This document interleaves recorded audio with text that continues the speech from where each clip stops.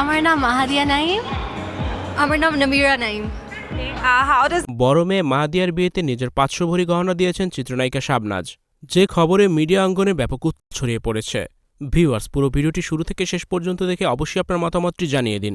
আমার উপরে রাগ করেছে, আমাকে এসে ওই সরি বলে, যেহেতু আমি রাগ করে বসে আছি। তো বাচ্চাদেরকেও বকা দিলে নিজে। নাইম শাবনাজের বড় মেয়ে মাহাদিয়ার বিয়ের খবরে মিডিয়া এখন বেশ আলোচনায় রয়েছে। এরই মধ্যে খবর ছড়িয়ে পড়েছে নবাব পরিবারের মেয়ে মাহাদিয়ার বিয়ে সাধারণ কোনো বিয়ের মতো হয়নি। নবাবী আয়োজনেই মেয়ের বিয়ে দিয়েছেন নাইম ও শাবনাজ।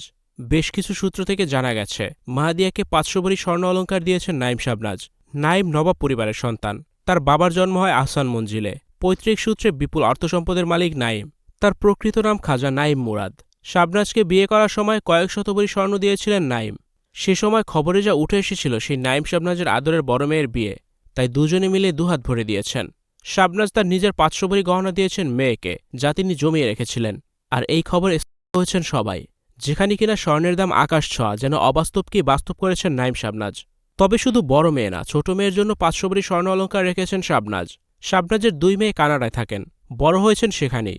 গাজী মাজহারুল আনোয়ারের আত্মীয় এহসানকে মন দেন। শাবনাজের বড় মেয়ে মাহদিয়া।